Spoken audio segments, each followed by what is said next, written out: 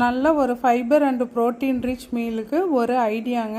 இதுக்கு நல்லா சன்னமாக நீல வாக்கில் கட் பண்ணி வச்சுருக்கிற கேரட்டையும் முட்டைக்கோசையும் தனியாக ஆவியில் வேக வச்சு எடுத்து வச்சுக்கலாங்க. இதுக்கு இடையில கடாயில் கொஞ்சமாக ஆயில் விட்டு அதில் ஆனியன், கேப்சிகம், இஞ்சி பூண்டு தட்டி வச்சது போட்டுக்கிட்டு அதுக்கப்புறம் பச்சை மிளகாய், வரமிளகாய் தூள், உப்பு இதெல்லாம் போட்டு நல்லா வெந்ததுக்கு அப்புறமா இந்த வேக வச்சுருக்கிறதையும் கொஞ்சம் கொஞ்சமாக சேர்த்து நல்லா கலக்கி விட்டுக்கலாங்க. இதுக்கு கண்டிப்பாக மூடி போட்டு வேக வச்சோம் அப்படிங்கும்போது தான் அதில் இருக்கிற காரசாரம் எல்லாமே அந்த வேக வச்சுருக்கிற காயில் கூட சேரும்.